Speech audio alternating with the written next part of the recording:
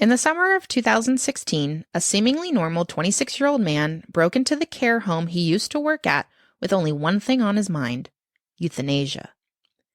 What followed has been described as one of the worst crimes committed on Japanese soil since World War II. Welcome to Macabre Storytime, where I tell my friends some of the weirdest, most brutal, spine-tingliest cases they've never heard of.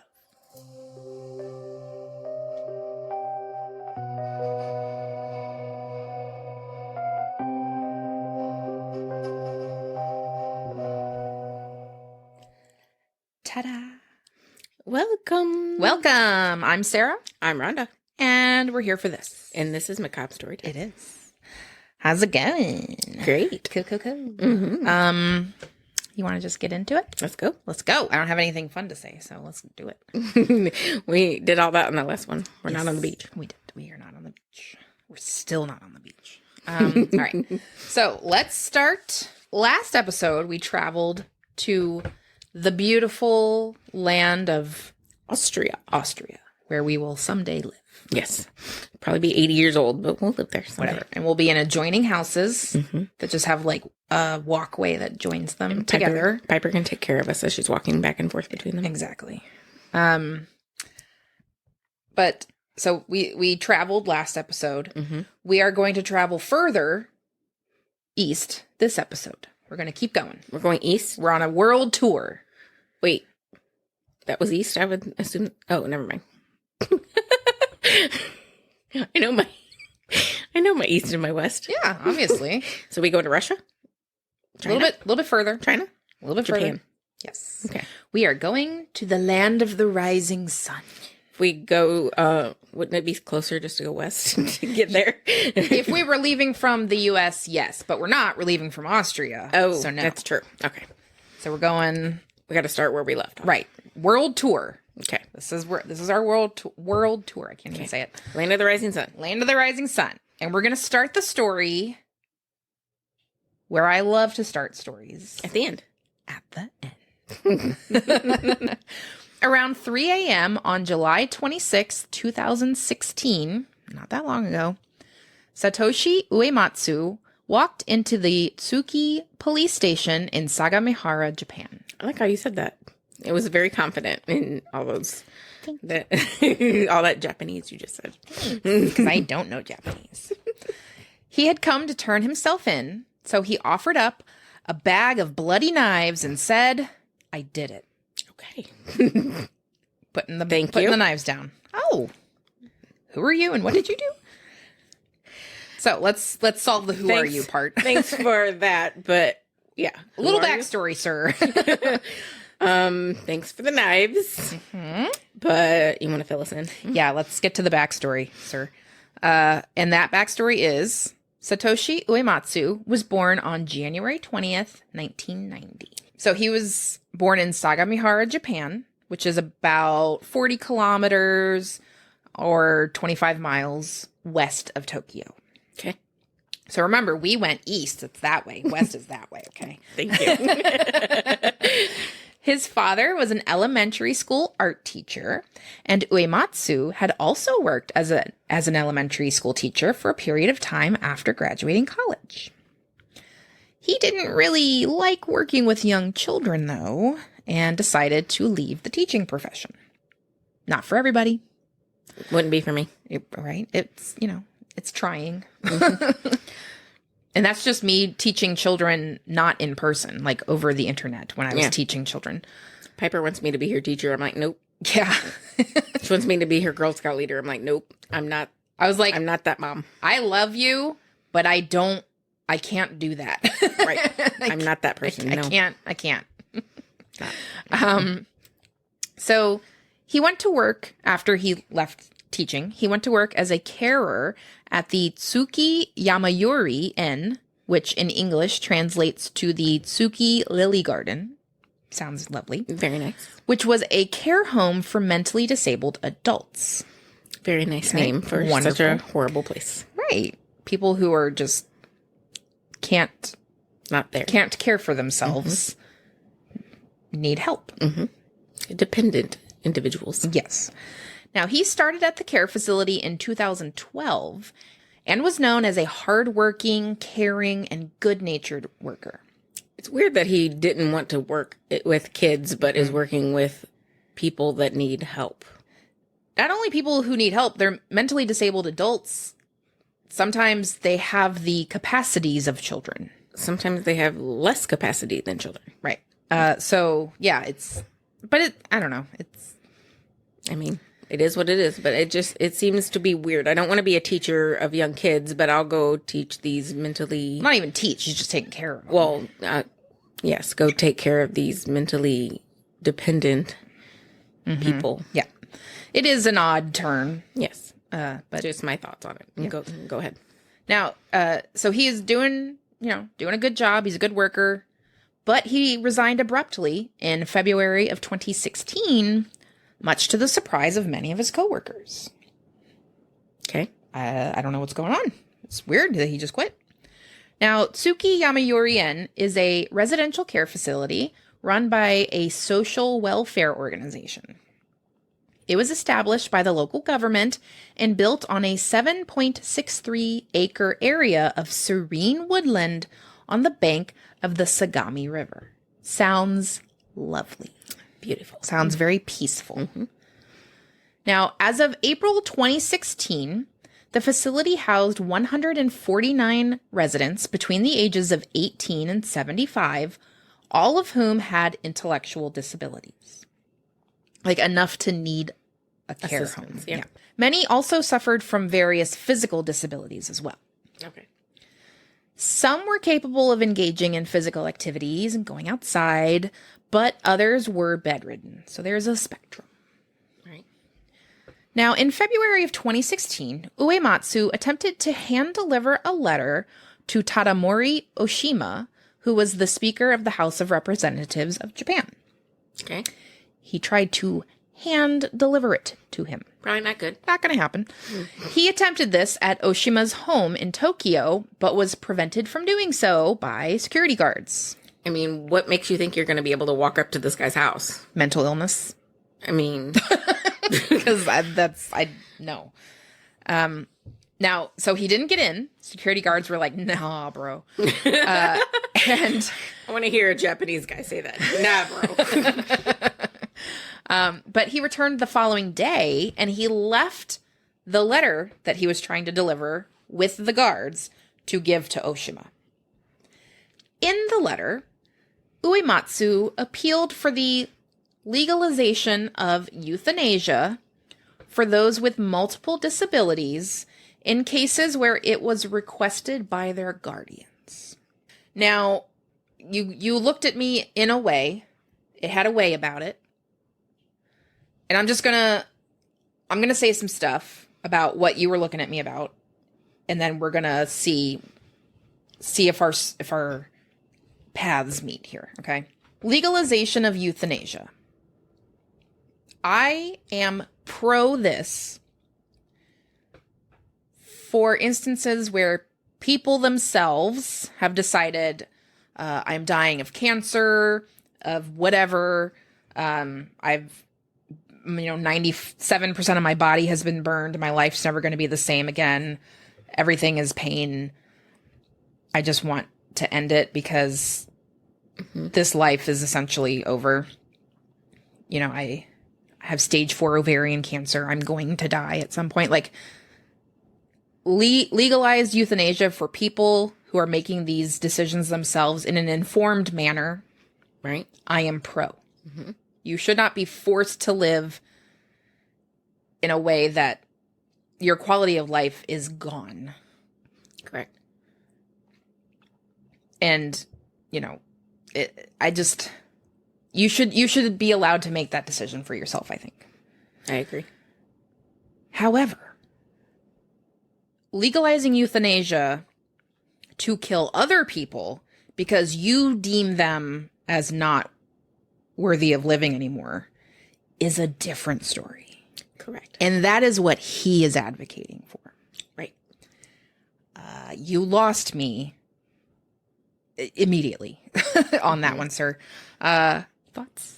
I agree. I think that the greatest service, whether it kills us or not, for our animals is the ability to be able to do what's best for them and be able to humanely euthanize them.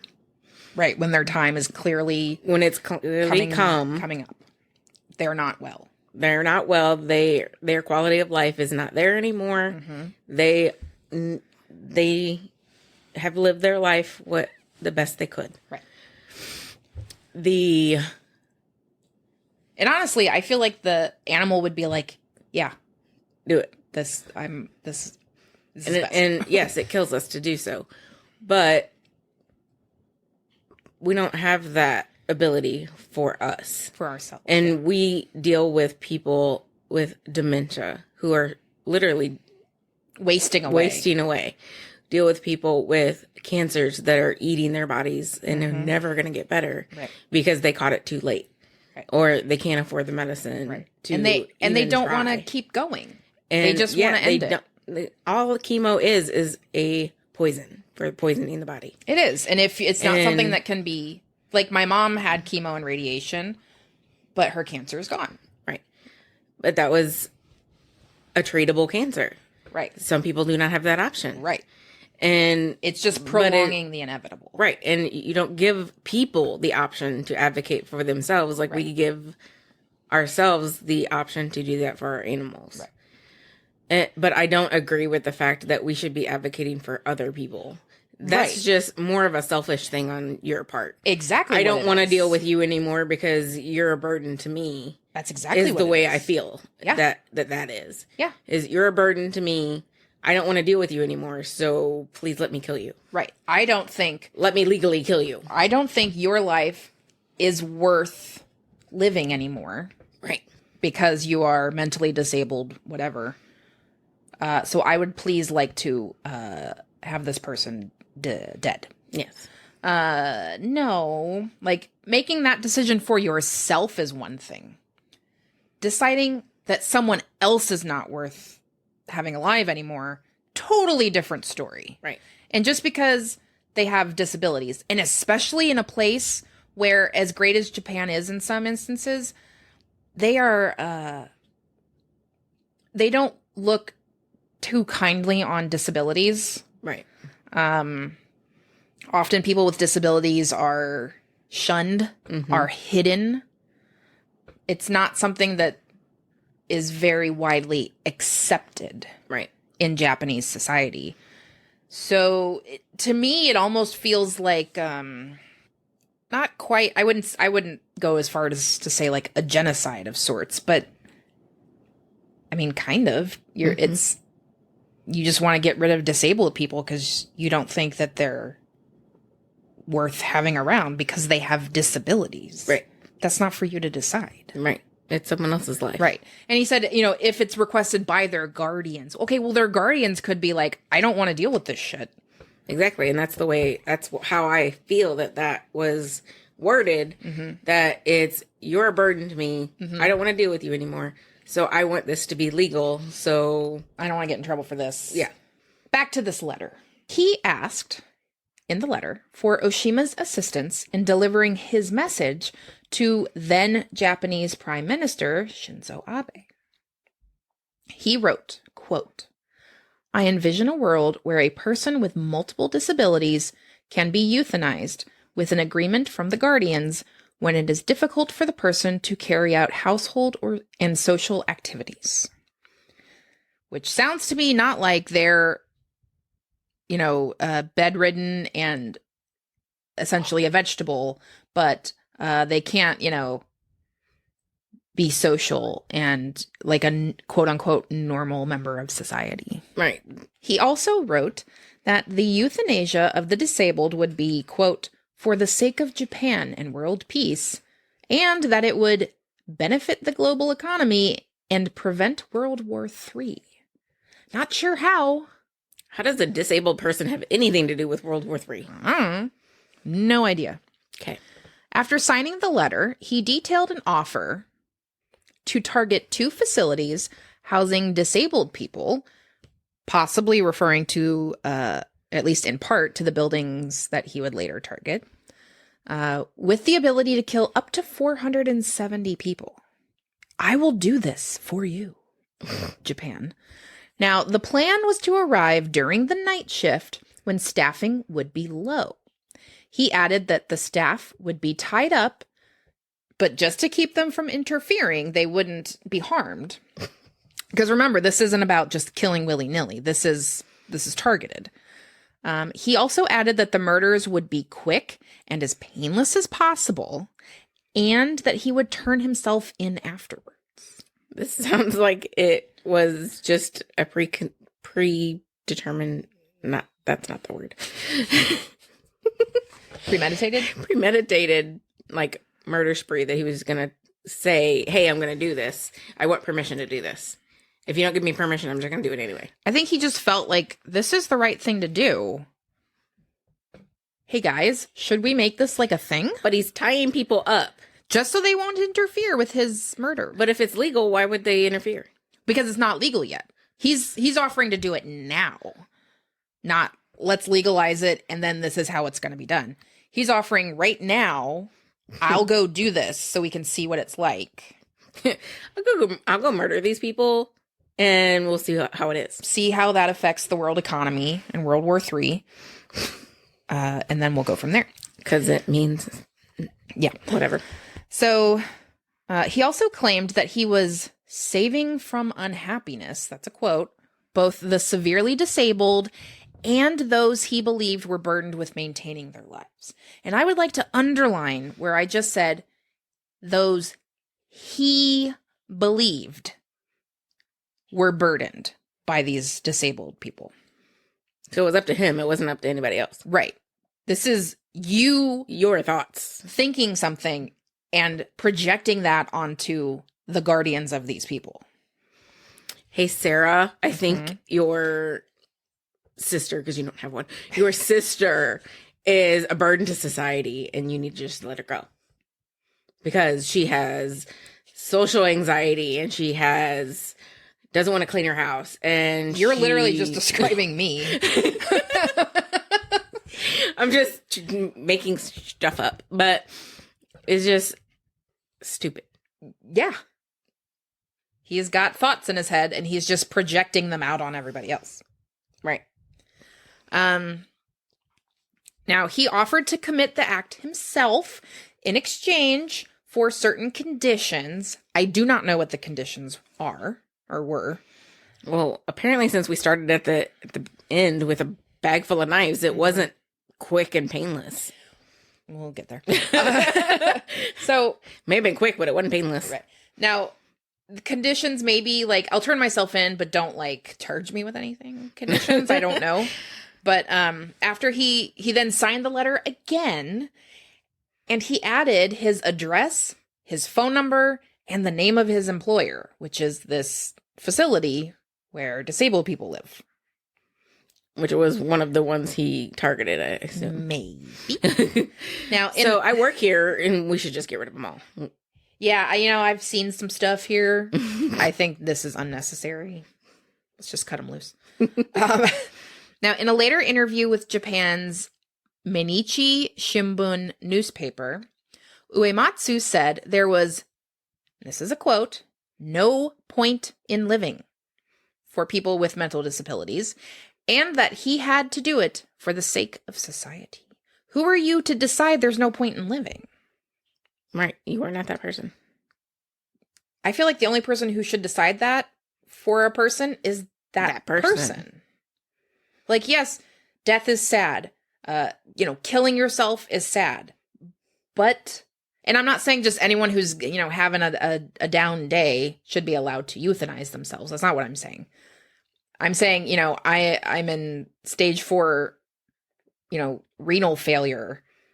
I am literally dying anyway. And everything that I'm doing, it's just prolonging the inevitable. Right. It's just making me, it's giving me more time, but it's not good time. Right. I'm still suffering this whole time. Just literally waiting to die. I don't want to do that. I just want to go out on my own terms as I'm literally dying. Mm-hmm. That's what we're talking about. Right. Not just, I am depressed. I want to kill myself. That's a different story. That is a totally different story. Very different. I'm not saying people who feel like that should be like, yes, legal euthanasia for you. No. How about mental health assistance for you? Yes. No, this is a very different thing. Now, Oshima, he did not give the letter to the prime minister. He instead turned it over to the police. Good job.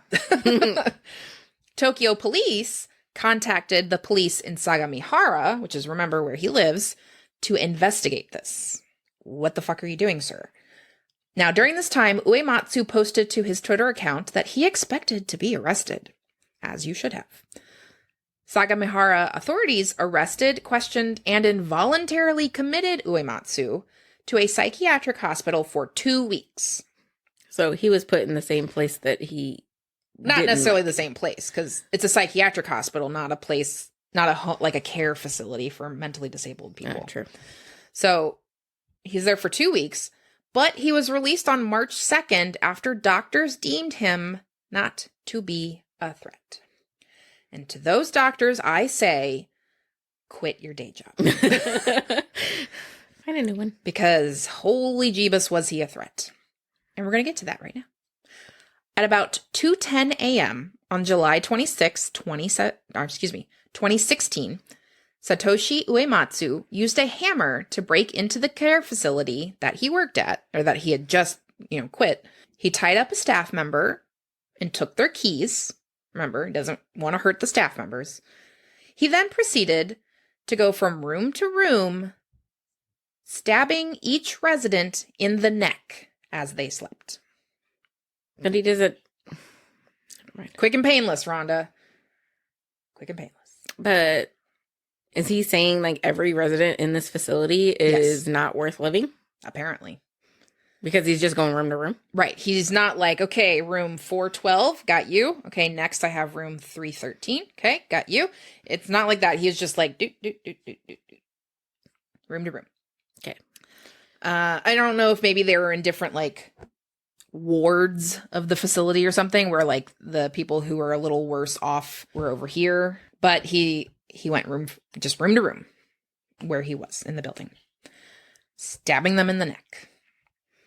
Now, police were called around 2:30 a.m., so about 20 minutes after he broke in, and other staff members called the police after they realized what was happening.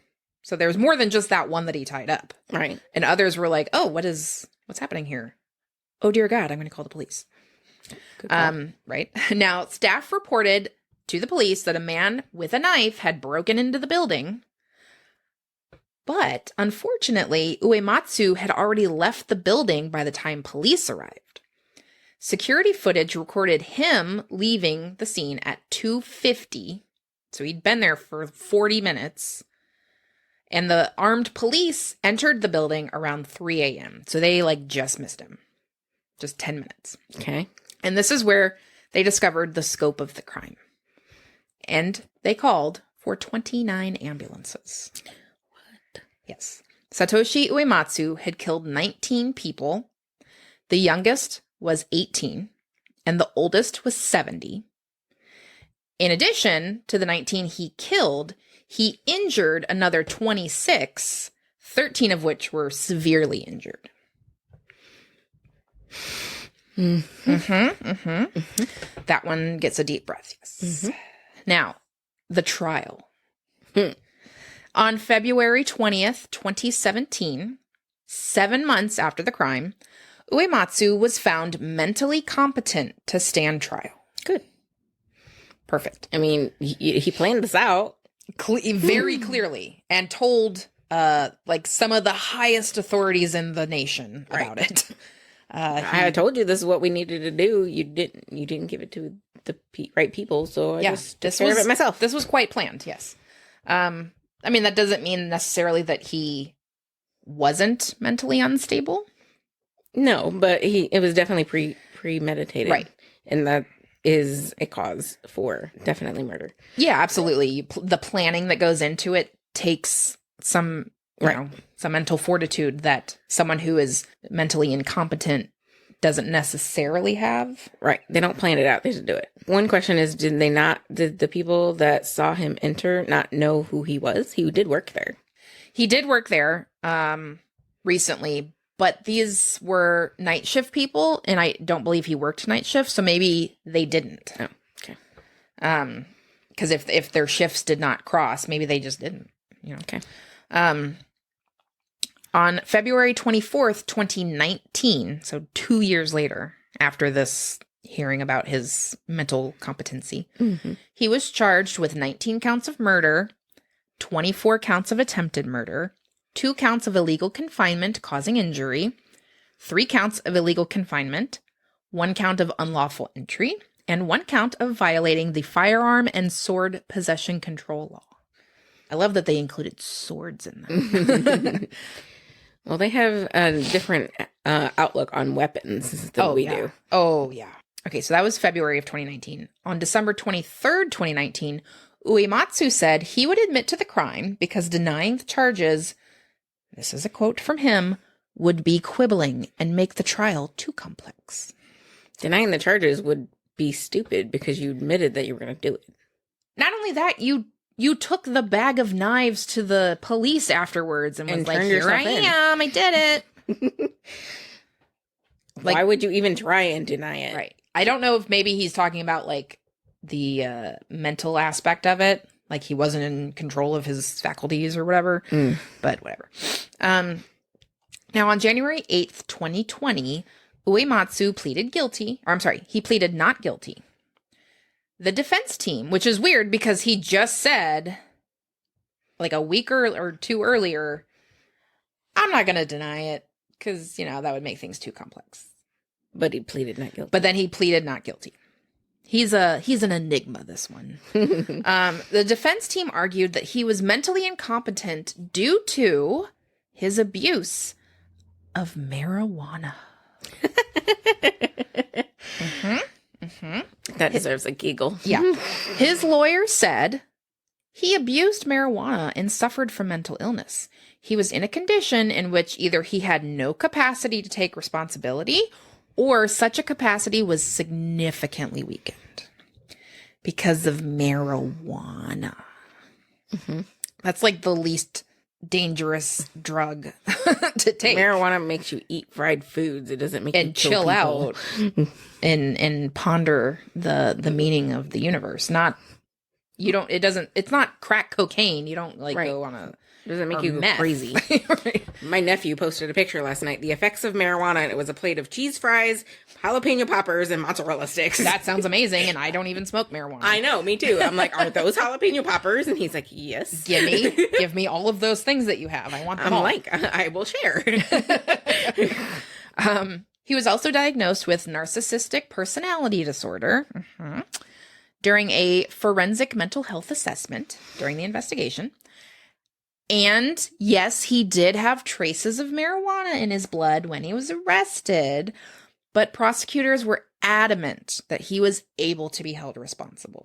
That smoking some weed did not lead to this. Just going to calm me down a little. It's not going to... Yeah, it's not going to amp you up. No. That's literally the opposite of what it is typically, or not typically, but often used for. Yeah. To relax. Calms you down. Makes you go to sleep. It doesn't make you kill people. On February 17th, the prosecution announced that the death penalty was officially being sought, saying the rampage was inhumane and left no room for leniency.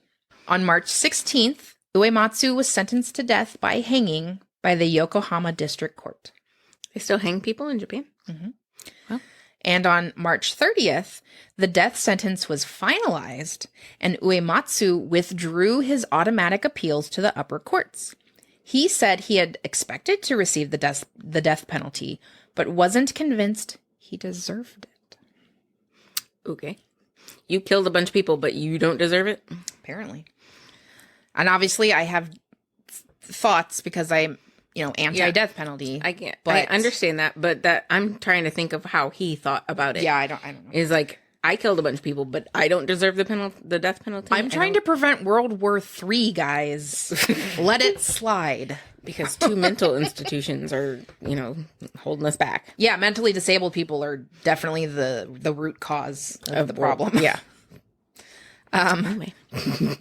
Although he had previously said he wouldn't challenge any verdict or sentence, in April of 2022, 2 years after the sentencing, Uematsu appealed for a retrial. He's just like, yeah, I'm not going to deny I did it. Not guilty. Yeah, I assumed I would get the death penalty. Whatever. I'm not gonna worry about it. I'm not gonna appeal this. I want a retrial. Like, he's just all over the place. And as of July 2022, which is the most recent I could find, the petition was still pending for the retrial. They're thinking the same thing we are. Yeah. The fuck? What's wrong with you? Now, then Japanese Chief Cabinet Secretary Yoshihide Suga acknowledged that the attack was a very heart-wrenching and shocking incident in which many innocent people became victims.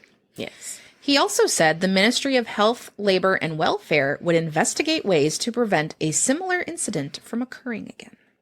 Good. Start with... I don't know why. Like, how you can avoid that, but... Well, I say start with when someone is literally telling you their entire plan, their murder plan. Take them seriously? Don't be like, I don't think you're a threat to the public. On your way now. Like, maybe do a little more with that. Maybe. That's just step one, I think. But I'm not a member of the Ministry of Health, Labor, and Welfare. Maybe you should be. Maybe. Now, little information was released by the families of the victims about their identities, but this is more than likely due to, as I said, the Japanese stigma about the disabled and the culture being less accepting of physically and cognitively impaired people.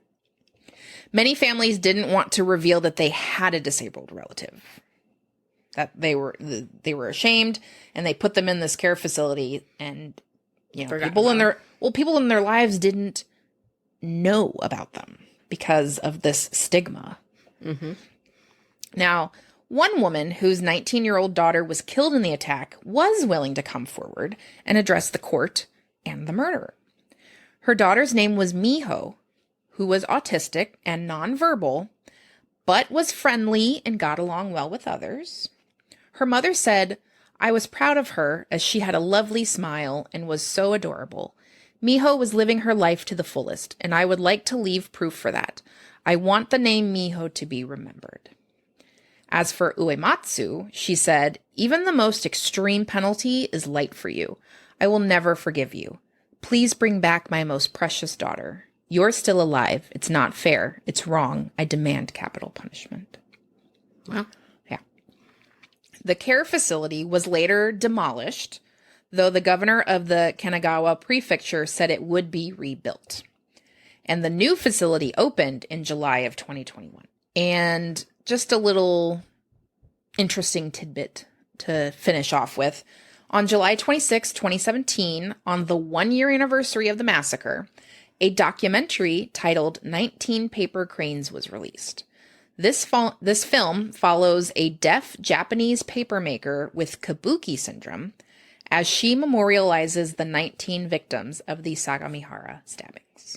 And that is the story of the Sagamihara Massacre. Very disturbing, very heart-wrenching story. Just sucks that people...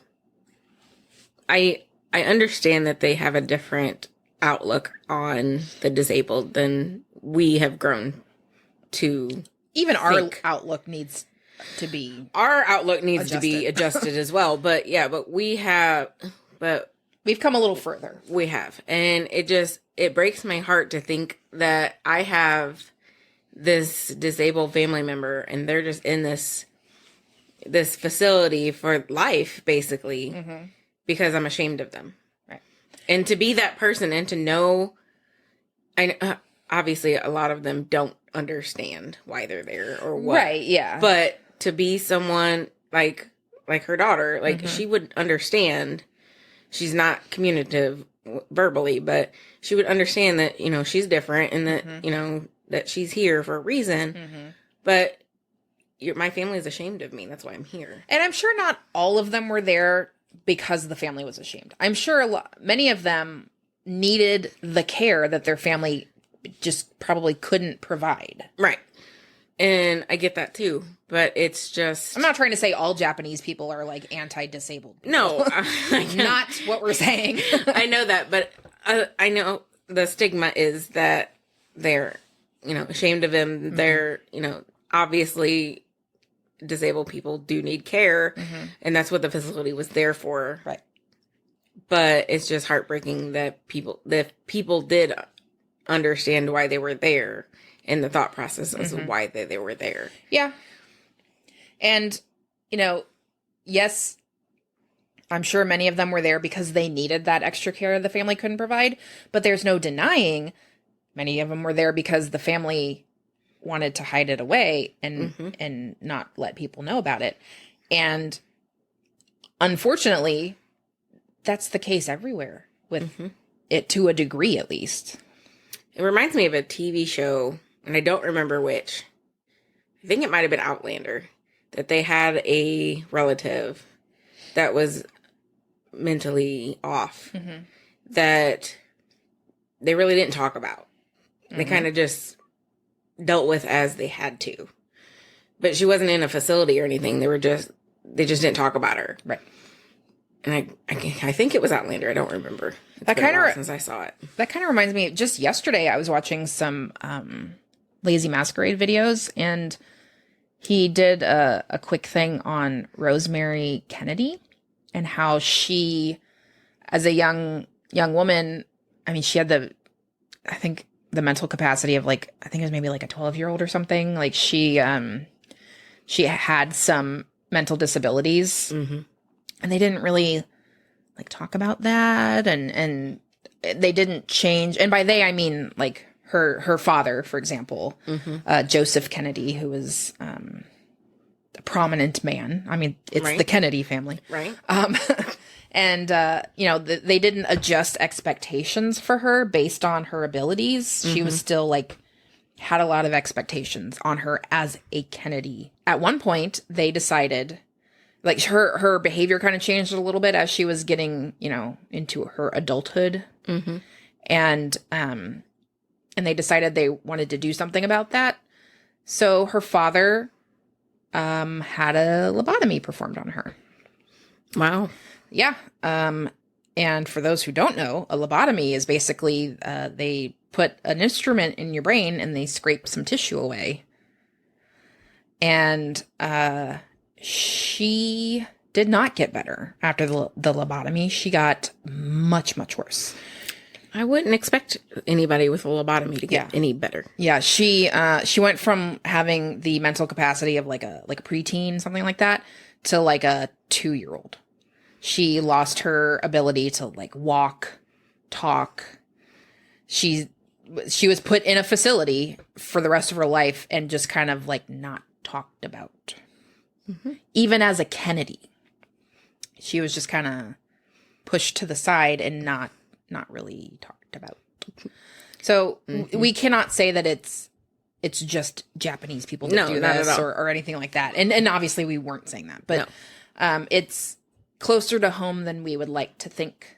Yes. And obviously that was in the early 20th century that happened, but still, right. Obviously, not necessarily the lobotomy part of it, but things like that still happen. Right. The point I was just trying to say is it's just heartbreaking to think that people just push away their family members and act like they don't exist because of social status or whatever the case may be. I'm embarrassed because you are disabled and you came from me as my child. So I don't want people to think there's something wrong with me because I had a disabled child. Right. I'm sure that is something that crosses people's minds. Well, I have a disabled brother. My brother Ricky is completely dependent on his mother. It was my dad's wife. Those two kids are younger than us, me and Ronnie. She always blamed my dad for his disability.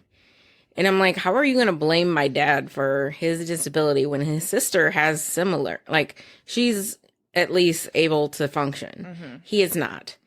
But you can tell they have related issues. And then she has another kid that is not my dad's with a similar issue as well. So how are you going to blame my dad? That's like blaming a woman because she is only giving birth to daughters. Right. She's not giving you because it's her sons. fault. That is your fault, sir. This is literally on you. You're the one that gives that second X or the Y. Right. Like, and none of his other children, you and your other siblings, have these issues. Me and Ronnie are fine. But yet all 3 of her kids have the same similar issue. One being totally dependent. And it must be his fault. And it must be my dad's fault. This is the thing. Like, you know what? Even if they did inherit it from him, it's not something that can be controlled. Right. You do not control which of your genes you pass on and how they intermingle with the genes from the other parent and how they come together to go into the child. You have zero control over that. Right. It happens how it happens. It's science. Yeah. But it was my dad's fault. Right. Okay. Yeah, pretty much. Okay. Just, okay. You ready to decompress? I'm very ready to decompress because this story is just depressing as fuck. Yes. And one of our shortest episodes. Yeah. It's very short. It seemed very short. I'm sorry I didn't make it longer, but That's okay. It's horrifying enough in its own right. Yeah, it's enough. Searching the news for a fun story, and I came across this, which spoke to my nerd heart. And it kind of reminded me, I mean, they're not like related in any fashion, but it reminded me about how like nerdy I am when it came to when we went to Austria and I was looking for things for us to do like before we went, obviously. And I messaged you and I'm like, dude, there's a globe museum. We are fucking going. I don't care what you say. We're going. We're going to the Globe Museum. And like, cause that's just how dorky I am. And I loved it. I love globes and maps and things like that to see how things have changed over. It was great. So it just made me think of how incredibly nerdy I am, much like the Globe Museum thing. Yes. So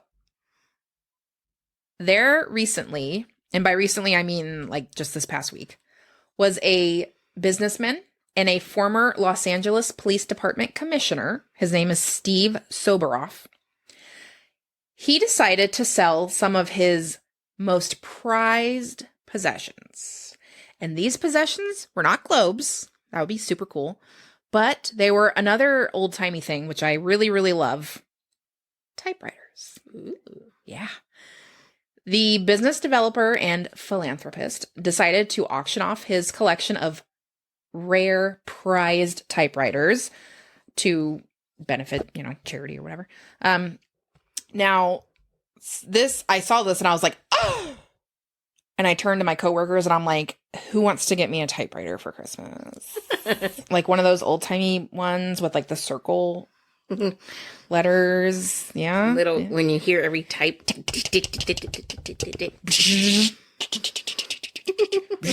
Yep, one of those. I just got so excited. All my coworkers were like, okay. We have computers now. What do you need? I just love typewriters. My parents used to have one that I would use to play like by myself with. Like I would like play school, but with imaginary students, and just use the typewriter as like as the teacher. And I just loved it. I love typewriters. Now, typewriters in the collection include those used by Ernest Hemingway, Ooh. Truman Capote, even the Unabomber, Ted Kaczynski. The Unabomber's Yes. typewriter. There's also a typewriter that once belonged to Tom Hanks, interestingly, who apparently is also a big fan of typewriters. So cool. Me and you, Tom. Right. So these items are, again, they're being listed for auction, and a portion of the proceeds will go to the Jim Murray Memorial Foundation, which funds scholarships for undergraduate journalism students. Ooh. So it's going to a good cause. Mm-hmm. The reason for this whole love of typewriters actually stemmed from Jim Murray, the name on the foundation, who was a Pulitzer Prize winning sports writer for the Los Angeles Times and who sparked Soberoff's love for typewriters. He was a big fan of Murray's work. And when his own typewriter, when Jim Murray's typewriter went up for sale, he just kind of bought it on a whim. Mine. And apparently he outbid both the Los Angeles Dodgers and the Los Angeles Times for this typewriter. Wow. He really wanted it. Yeah. And he said, the moment I put my hands on Murray's typewriter, I was hooked. And I can see that because I just love fucking typewriters. And no, that came out really wrong. I don't love fucking typewriters. I fucking love typewriters. There we go. I was like, wow, that is not a picture I want to put in my brain. But his collection obviously expanded greatly since then and was once referred to as the world's greatest typewriter collection. Ooh. This sounds amazing. He has a want to see it. I know, right? He even has a typewriter that once belonged to Hugh Hefner. Yeah. The Hemingway typewriter was one that was used while the writer was in Cuba, like living at his estate in Cuba to write letters. There's also one from Jack London, which is an interesting one because unlike any other in the collection, it had separate keys for upper and lowercase letters. Yeah, very weird. That'd be hard to like type on without. I know, right? Also, no exclamation point. But whatever. Don't get excited right now in this typewriter. Right. Also, there was an 1887 Crandall typewriter, which he says is the finest condition of any Crandall in the world. And there's a picture of it here I can show you. It just gives me goosebumps. Goosey bumps. Now, last year, Soberoff, he did donate 6 machines to the Smithsonian, including typewriters that were once used by John Lennon, Maya Angelou, and Orson Welles. Ooh. Yeah.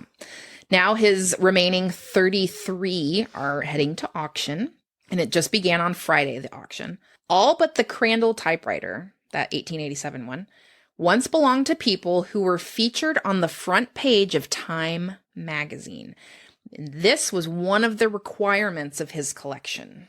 An odd requirement, but a requirement nonetheless. I mean, at least he had a requirement. Right. Bidding on these typewriters, it's actually going to go through December 15th. So you still can bid on them. The website is ha.com, Heritage Auctions. And you can go there and bid on typewriters if you want to. Let's see. Let's just get a peek at the price of one of them. Let's see here. Nothing I can afford, I'm sure. Oh, I'm sure. I just want to click on one and see what it says. 1926 Underwood Standard belonged to Ernest Hemingway when he was in Cuba. The bid minimum is $20,000 for this one. Yeah, I couldn't even afford the minimum. No. But that's what we're looking at price-wise. I couldn't afford 10% of the minimum. No. And well, there is one here that's there's a few here actually that are 5,000. I mean, yeah, that's still. This one was Jack London's. It was 5,000. Oh, that's the one with the upper and lowercase keys. What's the Crandall? That's 25,000 is the current bid For a typewriter. Yeah. Yeah. But, $5,000. Oh, this one's 2,000. There's a few $1,000 ones here. This one was owned by the author of Nancy Drew. Now it's 1,000. So yeah. Go put your bids in. Yeah. Go bid. Oh, this one's 5. There's a couple 500s even. We got this. This one's pretty cool. This one was owned by Rosemary Clooney for 500. So yeah, there's some affordable ones in here. It's fine. Affordable. Yeah. $500 for a typewriter. Yeah. That was owned by Rosemary Clooney. But anyways, so that's the story that I wanted to tell because it warmed my geeky heart. So hopefully it'll warm someone else's geeky heart out there. Go buy a fancy typewriter. An old fancy typewriter. Yes, very old fancy typewriter. And yeah, that's the decompression chamber today. Yay! Thank you so much for listening to this apparently abbreviated episode of Macabre Storytime.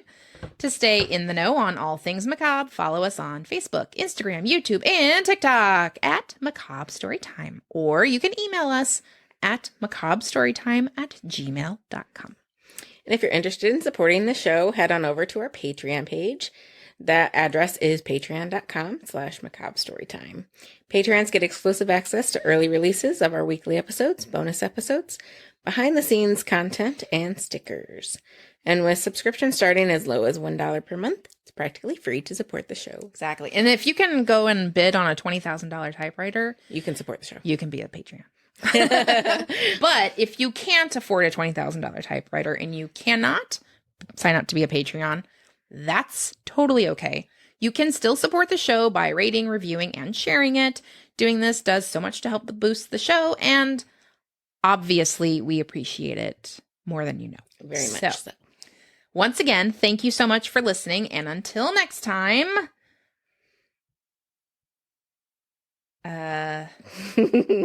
What's the lesson from this episode? The lesson is disabled people deserve to live too. Yeah. Don't discount someone else's life because they have disabilities. Exactly. Couldn't have said it better myself. See, I like it. Yeah. That's the lesson. All right. Bye, guys. Bye.